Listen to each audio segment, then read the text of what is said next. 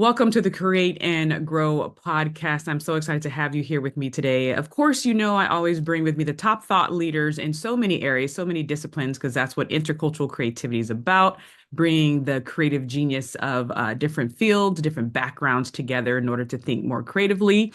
Of course, those of you who have been following my work know that I am very much interested in what fuels our creativity, known as the brain, right? The brain and our mind and everything that's attached to that. So I brought to you one of the top thought leaders in the area, Dr. Harris I, and he is a scholar and entrepreneur dedicated to the fostering awareness, data, and the tools and leadership for a brain positive economy. And he'll talk more about that. He works across public and nonprofit and private sectors. He is everywhere around the world. Every time I see his posts, he's in a new country talking to new world leaders. And he is the executive director of the Brain Capital Alliance, and he's a part of the Brain Economy Hub and members. He's a leader and a member of so many other brain type of organizations and groups. Welcome to the Create and Grow podcast, Dr. Harris. Happy Beach. Thanks. So let's just jump right in because you are a man on the move. And thanks for being here. Let's just share the audience of just a little bit about you and your little one and what got you into the world of neuralness.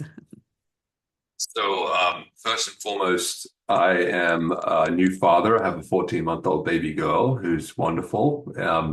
So that's kind of my new primary identity, and I'm loving that journey. And then I am an avid cross-country mountain biker, and that's part of my work in the sense of how I boost my productivity, my well-being, my creativity. But I got interested in the brain, Janine, back when I was in medical school up in the far northeast of Australia. I now, of course, live in the US, but when I was in medical school, I was essentially tasked to assess the effects of lifestyle on the brain, essentially. And so I was looking at all the ways that a healthy lifestyle can reduce inflammation in the brain and lead to a healthier brain, less depression, less, brain issues. And then how a sort of quote unquote bad lifestyle, like not enough exercise, too much ultra processed foods, was actually inflaming the brain, increasing risks of depression and increasing negative impacts on the brain. So that was an epiphany to me that this sensitive organ between our ears, this little piece of jelly, is actually very much influenced by what we consume, the world around us. And then, of course, you start to realize that our brains influence the world around us too. So it's a sort of bidirectional brain environment interaction. Kind of like what's pushing into you and what you're pushing out to the world, right? Totally. Yeah. That's amazing. And I first fell in love with the brain at the turn of the century. It's kind of odd saying that, right? Because it feels so long ago. But I went to UCLA. And they were one of the first ones to really get an fMRI on their campus to right, start research. I don't know if you know who Dr. Matthew Lieberman is. He's a social neuro cognitive researcher there, and he was my professor. And so, you're on a college campus, they would ask students to help with some of that. So I signed up, right? Because it was a quick $60 to go play some games in the fMRI. And that's when he brought me around the screen to see my brain. And I fell in love with it. And even though I went into elementary ed, so I still deal with brains in that capacity, I always had this curiosity about what was going on between the ears, as you said it. But then the pandemic hit right after I left the classroom, and I fell upon the book called The Leader's Brain by one of your colleagues, Dr. Michael Platt. And I reached out to him to see if I could have him on the podcast. He said yes. I was very surprised he said yes, but I think he was really just excited to get the book out there.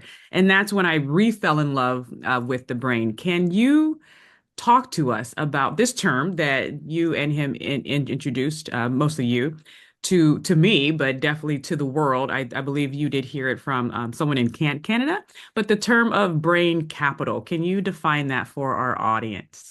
Yes. Well, I'm glad that Michael Platt introduced you and I. He's a great person. He's a great scientist and a great, really visionary in the role of the brain in society and how to improve that. So brain capital is Essentially, Janine, it's a way of trying to bring hope into the discussion about the brain. It's a way of, and it's a way of really trying to bring it to the attention of different types of stakeholders. So if you understand my background is, as you alluded to, like I come from the world of psychiatry, neurology, neuroscience. A lot of it is focused on deficits. How depressed are you? How impaired are you? How do we get you back to your prior function? And that's important. That's the backbone of, what we need in society is good doctors and nurses and health professionals, but it doesn't really ever get into prevention, strengths of the brain, creativity, resilience, adaptability. So, brain capital, I see this as more of a balanced term of for individuals. How do you recognize you have this brain capital, right? It's the health of your brain, it's the skills of your brain. It's much more simplified. It's much more optimistic and strengths based, and of course it complements those other fields of healthcare. So that was the initial genesis of Brain Capital. But as you know, Brain Capital has got a life of its own now, and it's actually becoming it really good to see it as like a new asset of society in economics. So it's a way that I've taken the brain capital, the power brokers, politicians, senior people in education, in business, to say that, let's not just think about in economics like GDP, gross domestic product, and like, squeezing more out of people. Let's not just think about road and bridge infrastructure, even though that's very important. And, we saw a lot of that invested in by the Biden administration. Let's think about brain capital. This is the essential asset of your society for people across the lifespan, from pregnant moms, babies, through to older adults. And let's prioritize this and let's think about it, because we know, of course, Janine, that brain capital is just getting more and more sacred and important in the age of AI, and in the age of all of these shifts that are happening with climate. And so what's happened with brain capital now, and I'll just conclude with this, is to say, I mean, we are making this point. We are driving this point that the current status of society is depleting our brain capital. It's brain negative. We're not enough brain literate. We're not enough thinking about how to build the brain. We need to move to a different spot, a brain positive spot of society and the economy. And I just say that school teachers in the education sector and administrators are arguably the most important stakeholders in this work. Yes, and that's so important. I actually did a keynote for LAUSD, and I feel like I'm an arm of part of your work. So I'm trying to get your work into areas that may not have heard it. And I did a keynote in front of elementary school principals and assistant principals, and a lot of them never heard the term. And LAUSD is what, the second largest school district in the nation, right after New York. So, you know, building that brain as early as possible, even in the prenatal. I have a little 6-year-old, and I was like, I was building his brain when he was in me, just by, of course, treating my body well and keeping stress low, but also by singing and by moving with rhythm. It's like we can start building brains before they even take their first breath, right? And what does that look like to empower new mothers and the hospitals? Like, how do we get this into every? So I see you at the upper, you're over here getting the different policymakers, and I'm trying to be just that support with the boots on the ground, right? Who are those front line people? And another topic that I see you're really passionate about, and something that I am as well, is something of getting this connection of nature capital. Nature capital and environmental capital. I believe you were in Texas, in the Dallas, at the Center for Brain Health, doing a small symposium with Dr. Sandra, just about building brains and the environments and the buildings and the spaces that we're in. Can you define nature capital and talk to us about how that actually affects our brains, the buildings and the homes and the classrooms you're walking in and out of? And let me just double click on your point, Janine. So Mhm. this you would consider this brain capital work, or this brain economy work, is now a big global movement. And um, no one can know it all because it's so vast. I see myself as just the coordinator, you could say, or the Mhm. convener. That I think of the economy, if we want to really change it, as like a canvas, and everyone needs to own a piece of that canvas.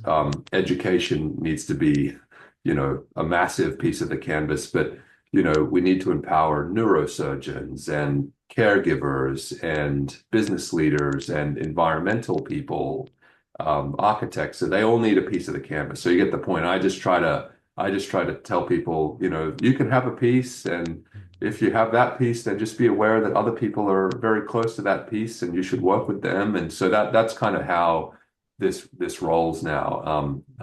So it's a beautiful kind of synchronicity of these different stakeholders. But so then to your question about nature capital. So nature capital is kind of like brain capital in many ways, in the sense that we didn't used to think of nature as, right, like a thing that we could put a sort of a ring around and point to it and say that's nature capital, and that's really important. We've just seen, in the last couple of decades, oh, species are going extinct at an alarming rate, or our water, sometimes we have, challenges with things we don't want in our water, or we see rubbish in our forests. Mhm. That's just been like an amorphous thing, right? But when you say no, that's nature capital, and you define it and you measure it, then you're onto something, because then you can raise more awareness, you can get public policy interested, business, investment, etc. So you can see there's an analogy of like a very complicated thing that's sort of like a lot of different things. You put a ring around it and say that's something. So that's what nature capital is. And this nature capital movement is, I would say, 20 years ahead of brain capital. So Mhm. I look at nature capital for our field as, what can we learn from it? How did they integrate themselves into the UN? How do they integrate themselves into local communities? How do they integrate themselves into the education system? We can all learn a lot from them, and learn from what they did well, and then maybe things that they wish they hadn't have done that we maybe don't want to replicate. Mhm. So it's been awesome, and and then essentially you can start to say that there's a lot of interlinkages between nature capital and brain capital. We know that nature influences the brain in good ways, right? Like if you're around more green space, around more trees, and around forest, then that's really therapeutic. It down regulates the stress systems in the brain, and actually, like when you're around trees, they aerosolize, they atomize the bacteria, and you breathe it in, and it makes your gut with all those billions of bacteria much more healthy and diverse. So it's like this amazing interaction of for the benefit. And then of course it's negative if you don't have enough trees and greenery, and you don't, um, you can imagine that the opposite side of that. But then of course the brain influences nature. We in particularly in schools, we can inculcate green skills into kids. We can educate them and inspire them about sustainability, making the right decisions when they consume or eat food or whatever. Mhm. And then we can also teach them engineering skills about green engineering. How can they be the next battery, either manufacturers or inventors or whatever kind of green technology? So there's a bidirectional linkage between nature capital, brain capital, and then as you asked me how this relates to the built environment, we do a lot of work in what is called like neuro design, neuro architecture, and have some great colleagues around the world. And in that context, Janine, like we spend most of our time indoors, right? So like either in where we work or where we live. And so how do we then not just design these spaces for the right kinds of lighting, that can, even just things like lighting can modulate our mood or modulate our ability to focus, or um, but if we have a lot of sort of greenery in our places where we work and live, then that can be very therapeutic. It can lower your stress levels. It can increase your focus. I have some nice trees in the corner over there. So that's this whole intersection of how nature gets into sort of neurodesign, neuroarchitecture, which is quite fascinating. And so then, businesses and are looking at, well, what can they do with neurodesign, neuroarchitecture firms to put more greenery in their buildings to make their workers happier and better, and what can we do in our day-to-day homes? Yeah, that's so important. A few weeks ago, I was at the IAPA Expo, and IAPA stands for the International Association for Amusement Parks and Attractions. So this is the Uh, association for Disney and Universal and the zoos and the aquariums and all of that. And I'm trying to just do your work, and I introduced Brain Capital and Dr. Sandra's 2-5-Step-7. I saw yes, her give a yes, small lecture, and I was like, hey, that's something small and easy for yes, people to insert right away. And you know about education, that's what you want to do, right? Small yes, chunkable things. yes. And yeah, 40,000 people attend that event. So I'm like, how do we get Dr. Harris, or maybe not you, but someone who's representing you into even this field of people from around the world coming to Orlando to talk about amusement parks and attractions and what's the neural effect there? Because a lot of them are thinking about their guests who are coming to enjoy it, but how about their staff, their employees? How can you build that culture? Um, so the question is, what can leaders do? What can businesses do? Because I know you had, I think it was McKinley, you had them come and talk to the United Nations. Thanks so much for having that event. I had to get there, and I'm so glad I was there to just be there in the space. But McKinley came, and they do a lot of research on businesses and what those stats look like as far as brain capital coming into business. What advice can you give business leaders about how this is affecting their businesses and organizations, and some few things that they should be mindful of these next few years? Yeah, of course. And we can certainly, Janine, provide some links to folks if they want to read more about this. But Mhm. we spend a third of our life at work. So the workplace is important from that perspective. And then of course the workplace is the engine of the economy. So if we really want to influence our economy in the positive with our brains, then it really starts in the workplace. So there's a lot of attention in this area. You can imagine, like, previously people just didn't think about the brain in the workplace, but now they see a lot of nuance in this space. So, a lot of, depression and anxiety issues are becoming in the forefront in the workplace, and particularly younger generations are like demanding benefits for mental health in the workplace. So that's forcing leaders to think about it. But then people like you and me go around and start to explain that the brain is the seat of creativity, and then business leaders start to go, oh, okay, so the brain's the seat of creativity. I want more patents, or I want more products and services in my business. So maybe I should stop and listen to Janine and Harris.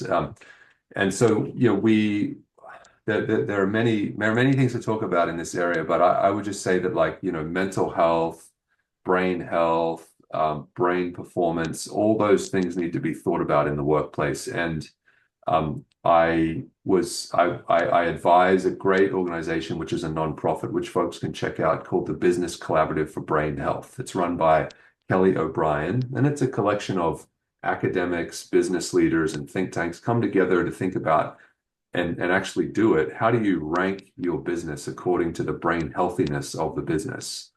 And then if you're doing things well, keep doing them. If you're doing some things not so well, then we have toolkits that managers can apply to the workplace. And so that's good that we have some basic preliminary tools, but you can imagine there's a whole gamut of things that we need to think about. This is about, there's constant neuroscience advances, as you know, Janine. Like, how do we make sure that we have a sort of high speed way of importing those neuroscience advances into the workplace? So Mhm. this dialogue must continue between neuroscience and brain people in the workplace, and that's what we've kind of opened up with Business Collaborative for Brain Health. But so that's a little bit more. And then of course Michael Platt, who you mentioned earlier, is great at this, and his book, The Leader's Brain, is all about this as well.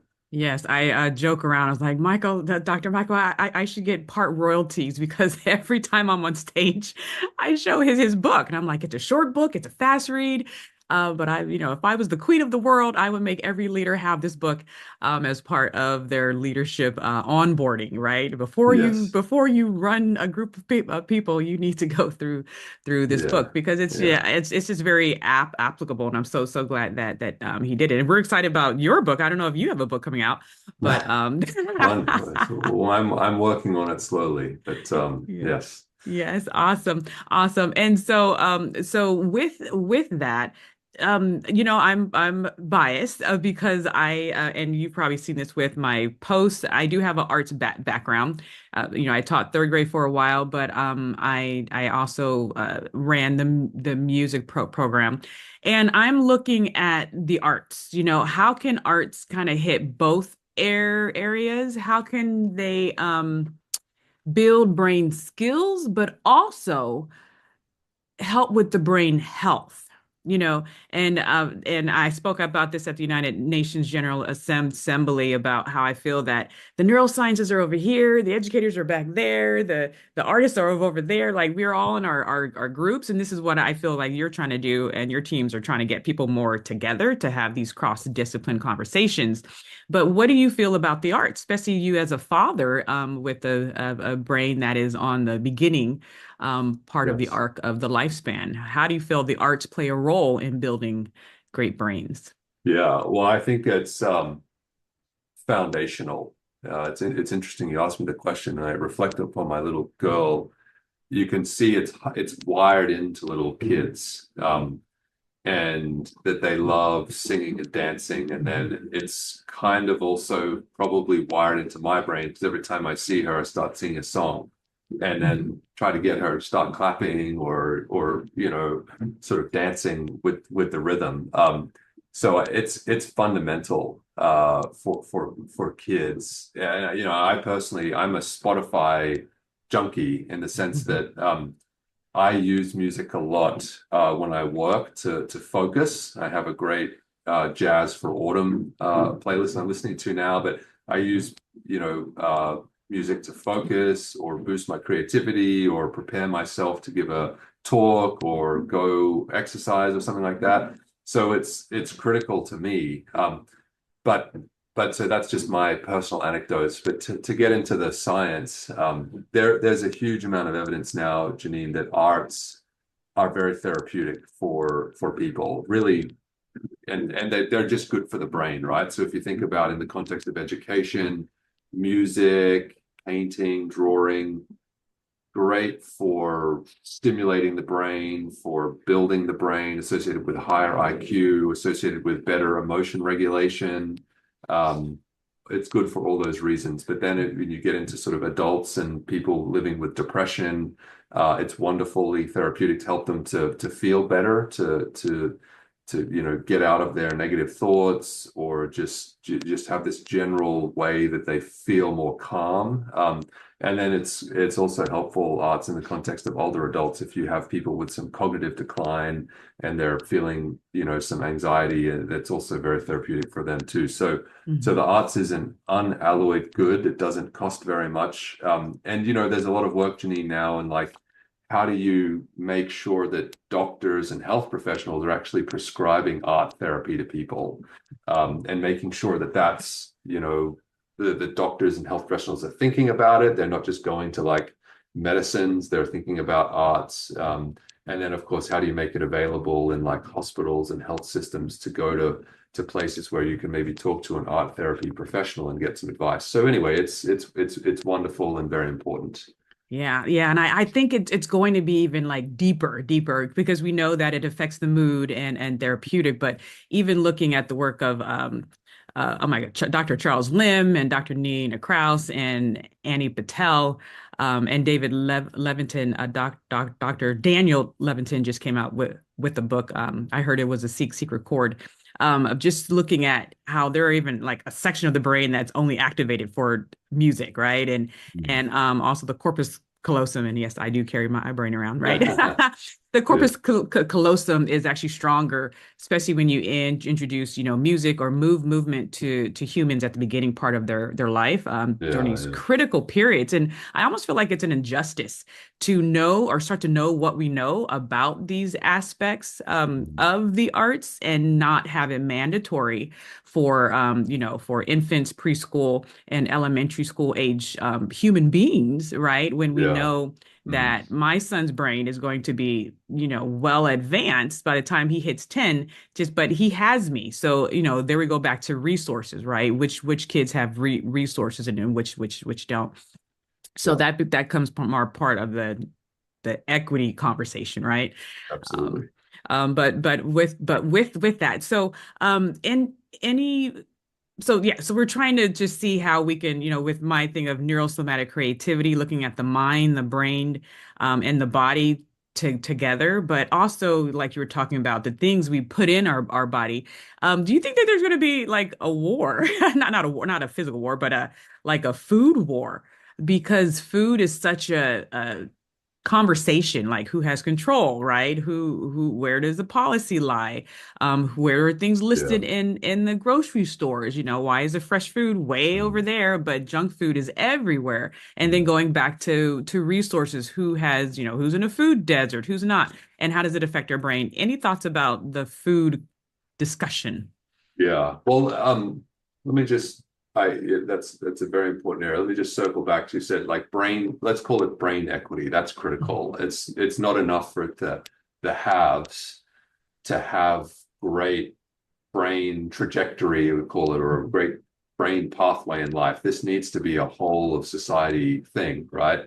Um, because it is folks that are lower means or lower understanding of this that are missing out around these discussions. And that gets to this topic of brain literacy, which Janine, you're a guru at, is boosting people's brain literacy and breaking things down in understandable ways and motivating them with actions.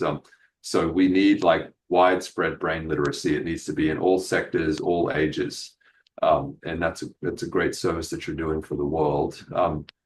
And then, so the question of food is a fascinating one, isn't it? Because it's this tension of, again, you know, well, first of all, we understand now that food is really important to build the brain. We know that healthy food, following things like the Mediterranean diet, is associated with much less depression, much less dementia, much less stroke.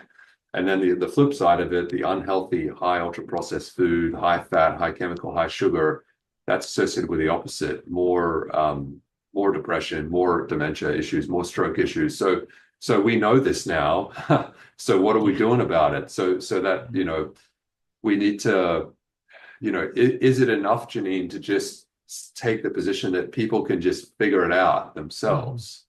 That works for some people, particularly people that have means, people that have time to read newspapers and, all that stuff, and people that have the ability to pay for it. But it does feel like there's a big chunk of society that is not really, you know, up with this. And so how do we support them? Is it about subsidies? Is it about, frankly, regulation? Do you need to regulate supermarkets to reduce the sort of subliminal manipulation where they will put the less healthy, higher margin foods with shinier packaging right at the level of like little kids' eyes, so that the kids will pester the parents, to access that food or buy it. And there are many ways, actually we know, of course, now that with ultra processed foods that they are more addictive, aren't they? Mhm. Yeah. So there's a whole question of regulation. But of course, there's some chance that these companies will start to adapt their foods and make them less addictive. But anyway, it is a question of educating people and empowering them, and then also a question of regulation, and Mhm. how that mix happens will probably differ in different countries and different parts of different parts of America as well. But we really need to have that discussion because food systems are critical, and the food systems are not just important for our brains but also for climate. Most of the greenhouse gases on the planet are emitted through the production of food. So this is big, important stuff that you've raised you've raised here. Yes, yes, and thank you for that. As we wrap up, I feel like my job is to be almost the translator, because sometimes I feel like the neuroscientists have these great papers and these great lectures. They are long though. I sat in like an 8 hour one that that your team had, but it's like my job is to, okay, how do I find the chunks, the gems, and then make it make basically translate for a person that may have, a 12th grade education and may not be able to go through a 20-page peer-reviewed article in a journal way over there. How can I? And then my son is helping as well. And I believe, yeah, you and your family have this book, Yes, yes, my yes. brain, Yeah. my beautiful brain. So just trying to make it applicable. So thank you for your time. We do end with the gem. My logo is a diamond, and we believe everyone should shine bright like a diamond, and we are multifaceted leaders, and you are certainly one. What's one gem, one wisdom gem that you would like to leave with our group? One wisdom gem. I would say that the wisdom gem is that your brain is your biggest asset. So as you go about this day after you've listened to this podcast, start to think about and get deeper into what are you doing to help your biggest asset of your brain? What right good decisions are you making? And what little things can you do to adjust to build your brain even better? And what things you're doing that maybe aren't so ideal. So just take that sort of asset-based approach to your brain and think personally, how can that benefit you, and see where that takes you. Hopefully it takes you to a better place, or more awareness, or listening to more of your podcast, Janine, so people can get more wisdom out of those. Thank you. And that's that reminder that our brain is not static and rigid after 25. Our brain can still keep changing and growing either direction, right? And that's a powerful place to be. So thank you so much. If people wanted to find you and your information, where could they go? They could, I mean, LinkedIn is easy. I have all my latest stuff there, but I also have just like, Google Harris Air and Brain Capital, and you'll find a bunch of things. Wonderful. Well, thank you so much for your work. Thank you all for listening, and go do something beautiful and positive with your brain and keep shining bright. See you next time. Bye bye. Thank you.